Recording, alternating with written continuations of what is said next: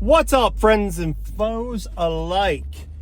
This is the Rad Picker channel, and I thought I would do something that takes us back in time. So I thought I would do this, how to sell on eBay, and the biggest mistakes I made the last 2 years.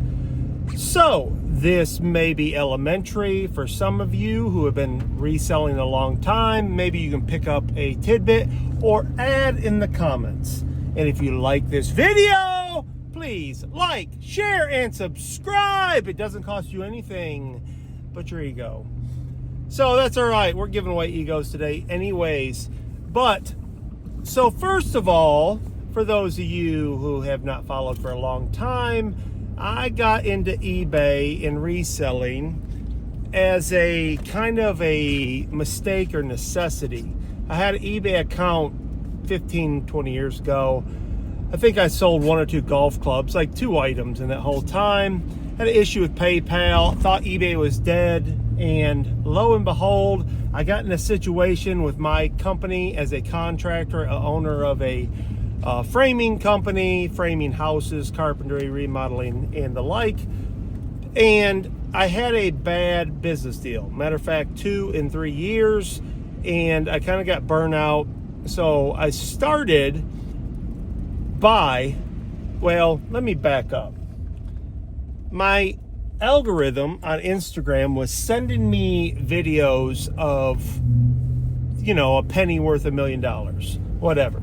So as the sucker I am, I started watching these videos. So I got into looking at pennies and nickels and coins, and I was spending hours and hours and hours on this, and I love it. I mean, the treasure hunt is awesome. If you don't know, you can find a lot of error coins in your pocket change, and you can sell them for anywhere from 50 cents to, a penny for 50 cents to just boatloads. Tens of thousands of dollars if you find those rare varieties. So I got the cherry picker's guide. I spent all this time, and then I realized, I'm selling 1 penny for $8 or a nickel for $8 on the bay, and it's just not conducive to making a living. It's more of a hobby, and I really needed to make some money. So these videos started popping up, and I was watching them, and it was very easy to learn. I didn't realize eBay was alive and well. So I got into it, and then I got into the yard selling aspect of it, and lo and behold, I won't say I'm real good at it because I am the world's most okayest reseller, but I was good at my passion for it, I'll say that. So I started doing that, and I learned many a lesson. So first of all, you need to know I am horrible at computers. I am nearly illiterate. I'm like your grandfather. Like, I can use my phone. I'm the kind of person, when I learn, it's cemented in, and I don't waver unless you can prove otherwise. But it takes me a while to learn. Like in school, I wasn't a good student. I wasn't good at busy work in high school, elementary school, and the like. I would have a D or a C, and then come final time, I could cram and get an A or a high B and bring my grade up, and that's how I passed. When I went to college, it was mostly multiple choice in the first year, and I killed it. That's how my brain works. I can reason and make a educated guess, but I can't learn with just blah, blah, blah, blah, and then go home this weekend, instead of having fun, fill out these 100 questions, write the question out and the answer, I would just push it off. I'm a procrastinator by nature, maybe the ADD brain, but that's for another video. So I started with my phone, and you can do everything from your phone, but if you're not using a laptop or home computer, you're missing out on a lot of things, and it took me nearly a year to figure all that out. So as I started reselling, I went to a huge yard sale, spent like $600, and I had 10 complete 4Runner loads full. I mean, here, could barely drive, and got a lot of stuff. So I had vintage radios, and that stuff started selling, so I got into it. Well, on these videos I had watched, which are very educational, I was getting recycled boxes. But as I got busier, I learned that a 12 by 12 by 12 is the most efficient per square inch for the U.S. Postal Service. So I was buying boxes at Staples. Yes, I am that guy. Don't do that. If you're not using Uline or one of these box companies that you can get wholesale prices, you're wasting money. But I felt like I was selling so much, I just ignore it. That's one thing I don't do. I wish I was a cheapskate. I'm not by nature. I'm a spender and a compulsive buyer. So shout out to all the frugal people out there. I wish I had that talent when I was 14, because I've made money since earlier than that. My dad had his own business. He was a heating and cooling man, and I worked. At 14 years old, I was making $14 an hour. This was in Michigan. I was driving my boss's, who owned a lawn care company, his truck and everything, let me drive. I turned 15 that summer. I would cut our grass with a push mower. It was like 3/4 of an acre. My dad would give me $20. My very first job was at 10. We built a garage onto our house. We turned the garage into a second living room. And in order to pour a footing, in Michigan, the freeze line's 42 inches. So you have to do a continuous footing around your garage. Well, we had driveway. So my dad had, I don't know if he rented or borrowed a concrete saw, cut 2 lines 2 foot apart, and handed me a sledgehammer, 20-pound sledge at 10 years old, and ripped a $20 bill in half, gave me half, and said, you'll get the other half when you bust all this out. Well, $20 bill at 10 years old is gold. In Michigan, we have party stores, not gas stations. That's where you buy liquor, beer, chips, baseball cards, whatever. It's like a convenience store. Well, we had one, a couple miles from the house. I'd ride my bike up there, and I love baseball cards and candy. And I was like, you know how many 1-cent Jolly Ranchers I could get? And my dream as a kid was to fill my top dresser drawer full of Jolly Ranchers. Yes, that was my first goal in life that I remember. So while I started busting this concrete as a 10-year-old boy, it was very difficult. And it was the summertime, and we have a lake.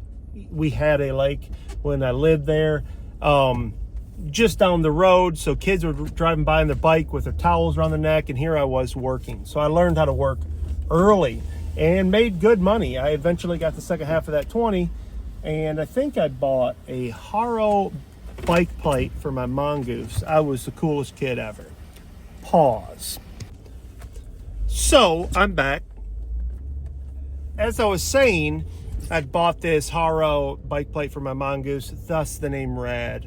I love BMX and skateboarding as a kid, as a side note. So that taught me many things. How to work hard, how to make money. But one thing I didn't learn is the value of money. It just seemed, it was hard work, but it seemed like, I can get it. There's plenty of work at that time in Michigan, and my dad had a lot of contractor friends, so cleaned up houses with drywall, stuff like that. But that brings me to the point, or finishing up the point of frugality. So I'm a spender. So don't waste your money on boxes. I personally, there's Dollar Generals all over the world, one on every corner, at least here in the South.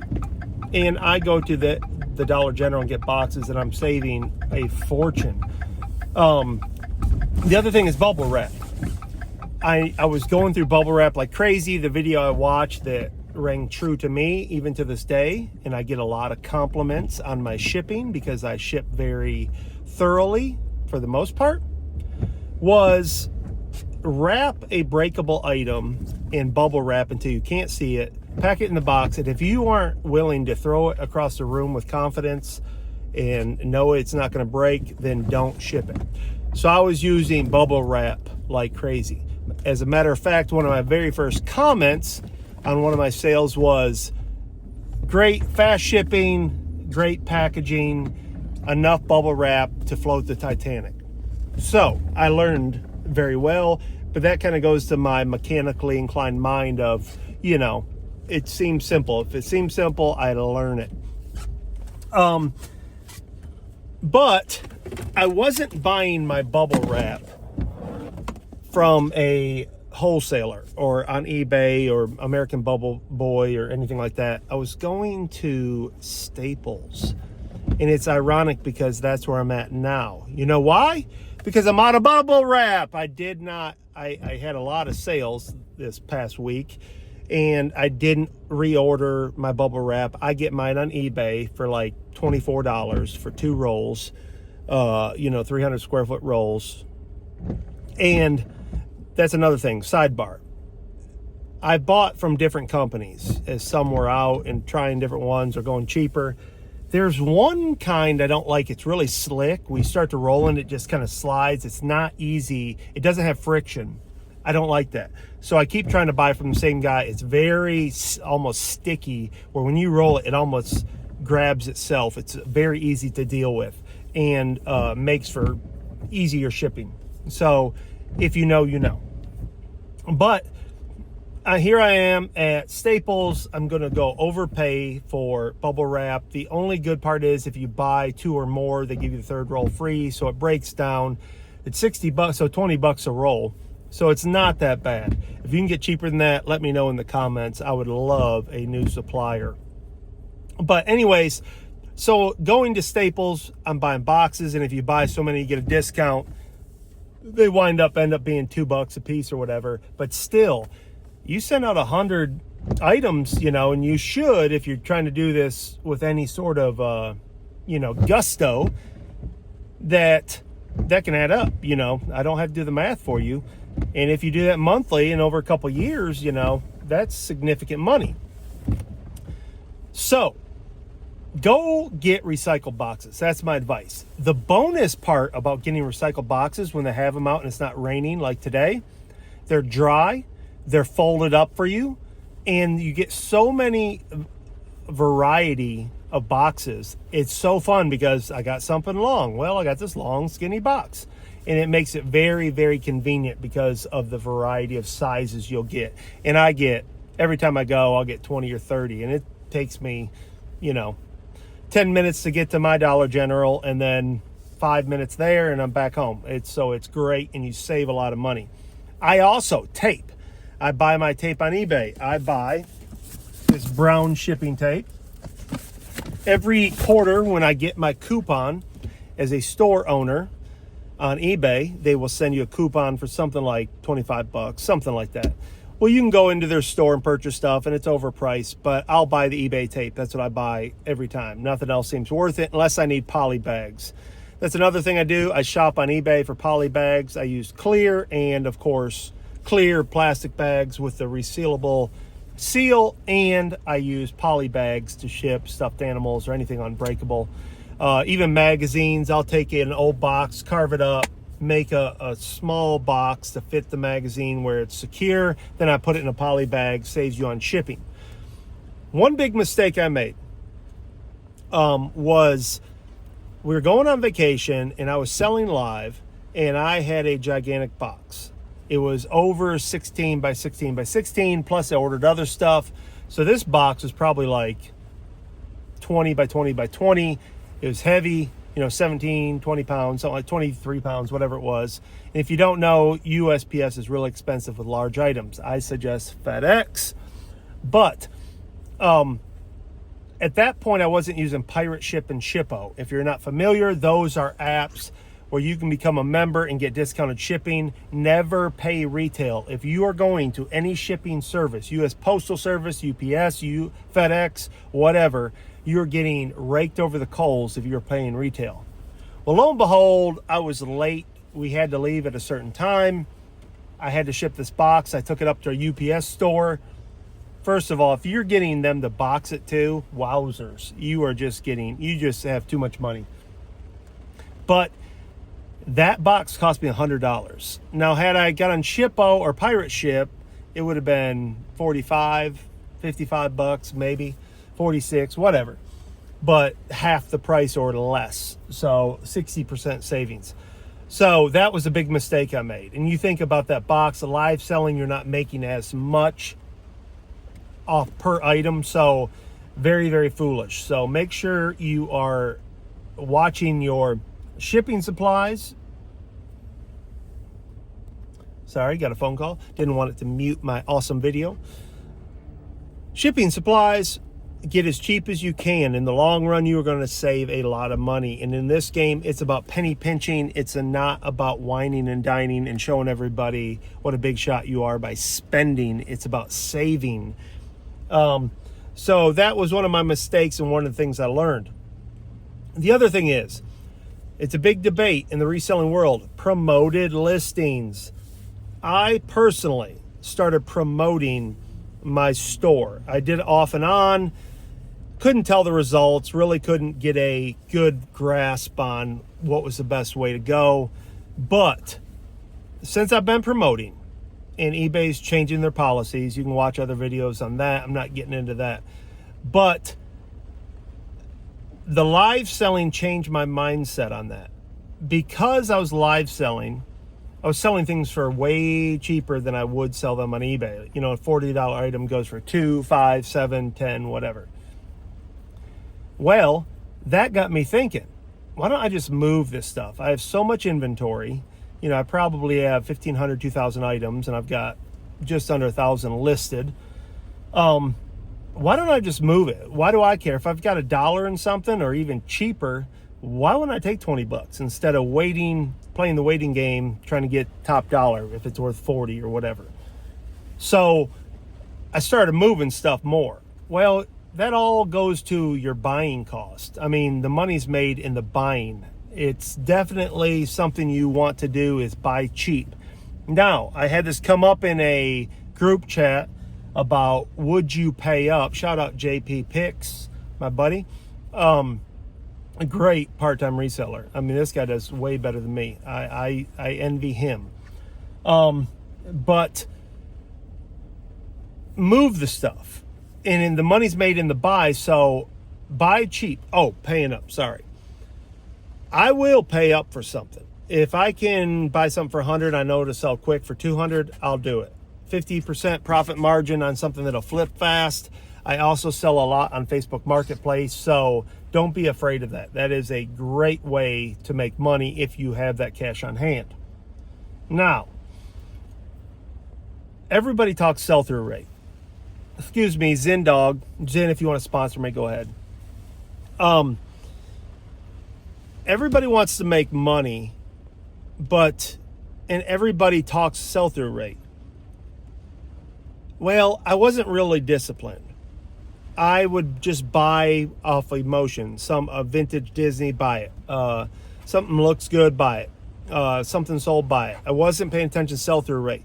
Sell-through rate is the difference between you being overloaded with inventory and you making sales daily. That is how important that is. And if you don't know, somebody asked me on TikTok, so I'll reiterate.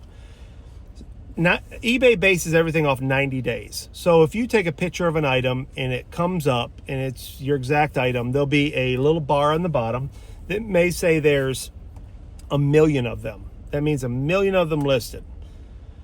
Well, you can filter down to sold and it'll tell you how many of those sold. Now, it's not those exact items, it's that item though. And let's say it says 100,000. That's a horrible sell-through rate. That means that item more than likely is going to be sitting around for a long time, a year, 2 years, whatever. Now, if there is 1 million sold and 1 million listed, that's 100% sell-through rate. And that means more than likely that thing's going to sell immediately or within a week or within 3 weeks. That's my experience. That is real reality. Those are facts. You can dispute them all they want. I use this analogy. Dave Ramsey, you may not be a fan. You may think there's things he says that are wrong, but you cannot deny that if you used those practices, the envelopes and saving and not being in debt, you can't deny that it works. You can't. You're just a fool if you argue that. Now, you may argue, well, you know, I like to use debt to make money, and certainly all that's viable. But if you use Dave Ramsey's system, you would absolutely succeed in what your goal is, which is to be debt-free. You can't deny it. Well, sell-through rate is very similar. You can ignore it, you can do what you want, but you cannot deny that if you are disciplined buying high demand items, high sell-through rate items, that you will have more success selling and make more money and have a smaller death pile, which we all want. If you're just getting into reselling, your death pile, excuse me, are the items that you have not listed that are sitting around, taking up space, clogging your mind, invading your personal space if you work out of your house like I do, and it gets very overwhelming. You're spending time, and time is money, moving these items back and forth, reorganizing them. Get them listed. Which brings me to point 3. And I'll end this. We'll do a multiple part series. But listing small items. I have said many times, I don't like smalls. Those are also called AKA your bread and butter items. I tend to let them sit around. I will let them sit because I don't want $5. I'll sell it live. And then you don't sell it live. You set it aside and it just continues to build. And if you're like me, I go to yard sale. A lot of these sales, it'll be fill a box for $5. So I'll get items for free in there, or I just pick up everything I can. I mean, it's kind of goofy not to. But if you don't list them, all they are is items that you just transferred from one place to the other, which again takes time and space, which equals loss of your bottom line dollars. None of us want that. But recently, I've been inspired to list everything I got. No more I won't say I won't buy, but I'm very cautious. If my buddy Jeff calls me, I'll go because I'm going to win every time. But I started listing, and it's my goal to list everything I have, all comic books, everything, records, everything I have. Well, lo and behold, I started doing that. I'm getting these sales, like maybe a kitchen knife. Sorry, that keeps moving. Kids don't do this at home. But it's nice to get these sales. It will motivate you. It will definitely increase your bottom line revenue, and it'll push you to keep listing, and then also help you realize what items you want to buy and not buy. So I encourage you, list them. I sold it was a devotional, leather-bound devotional about grace, and it only sold for $2 and change. Not great. But I'm shipping anyways. I grab it, it's gone. The person's happy, and it's an item I know I will no longer buy, but it's gone because I listed it. If you don't list it, it doesn't sell. I know that's earth-shattering information, but that's the truth. So those 3 things, your shipping supplies, sell-through rate, and listing smalls.